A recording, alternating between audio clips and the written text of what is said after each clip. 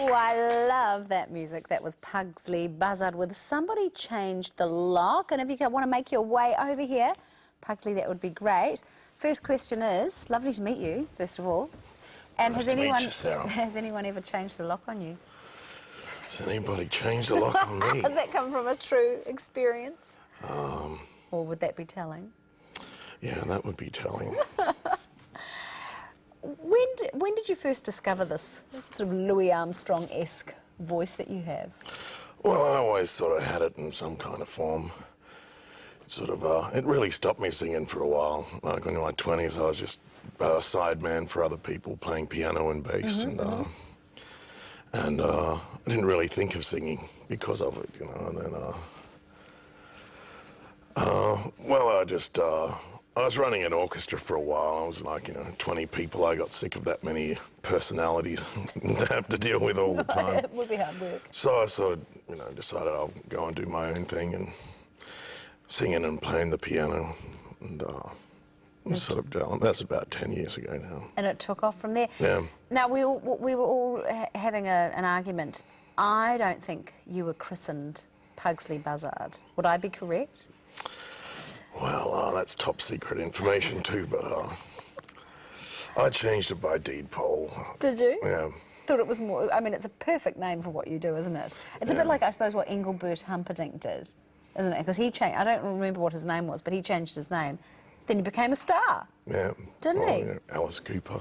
Yeah. So, like, I mean, it's a sort of it's a common thing in show business, isn't it? In showbiz. Yeah. So you write all your own songs, and that's something you've done for a long time, or is it a new thing since you started singing? Oh, I've always written stuff, yeah. I'm sort of, I don't know, think of myself primarily as a writer and composer, as a performer. That sort of came later, yeah. It's just got such a great feel. What would you call that, stride piano or that sort of, that particular song actually was the only one I didn't write of the ones I performed. That's a Mac Rebennack song, also known as Dr. John. And it's a New Orleans stride style, that one, yeah. Have you spent a lot of time in the States? Because I suppose that's where that kind of style comes from. A little time, not a lot. More in Europe I've spent time, yeah. Where's it the most popular in your travels, this style of music, would you say, apart from obviously Australia and New Zealand? Well, I love it in Europe. Yeah? Everywhere I've gone there, really, from Italy, Portugal, Germany, Helsinki, Estonia. What's Estonia like? Estonia? Well, it's... They have a very old town. Tallinn's their capital, and it's a ferry ride across from Helsinki. And all the Finns go across there. Well, they used to get cheap alcohol because they like to drink the Finns. And I went on that ride. It was like a 3-hour boat ride across the rough, Baltic Ocean. And they were all drunk by 9 o'clock in the morning and dancing to an ABBA covers band. And the boat pitched up and down and everyone's sliding all over the dance floor and spilling beer on the floor and stuff. That sounds hysterical. Yeah. ABBA dance or ABBA cover band. Now, you've got a few stories from your European jaunts, and one involves Ladies of the Night in Russia. Tell me about that. Well, it's actually the story of the special cigar. I played in Estonia, and at the end of the show, a Swedish gentleman came up to me and said, the poster that they had promoting it had me smoking a cigar, so here's a special cigar for you. And I thought nothing of it. I put it in my jacket and made my way back to the hotel afterwards. And you had to go through this subway to get from the old part of town to the new part where the hotel was. And the subway was filled with Russian hookers and their pimps who had their pistols like in their tracksuit pants. And goodness.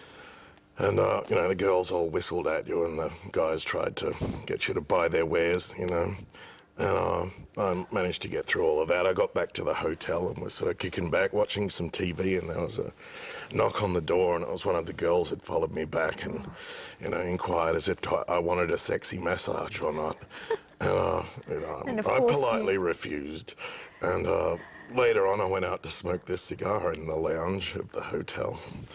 And I got about halfway through and discovered it actually was a very special cigar that he had boarded out and stuffed it with, marijuana and God knows what else. It was very pungent and the smoke's going everywhere, and I started to get paranoid and I was trying to stub it out, and the more I tried, the more smoke was coming.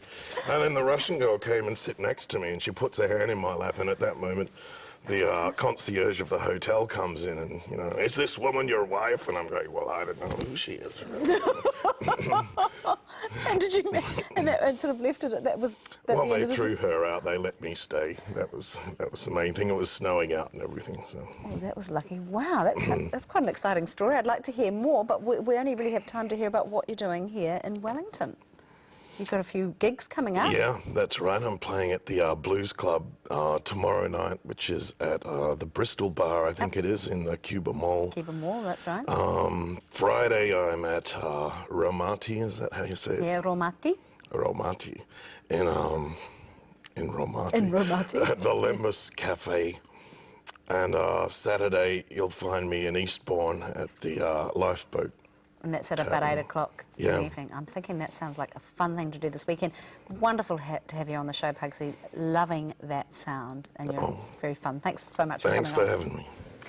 And we have 5 copies of Pugsley's album. It's hard to say that 5 times fast. Hammer These Tongs to give away. Just tell us which country Pugsley comes from. Now, I didn't tell you that, but I think you can guess from his accent, maybe. You can enter online at tvnz.co.nz, keyword good morning. It's not New Zealand, the country he's from. And follow the links on our competition area. But is close to us, that's very true. It's only a little bit across the ditch. Or you can send your answer to Good Morning Pugsley Buzzard giveaway, PO Box 31643 Lower Hutt. Or just ahead, limber up, I'm about to, and join in Paris Winiata's on a mission to get us fit. I've got to get changed. It's going to take me a while, but we'll be back right after this from Mark.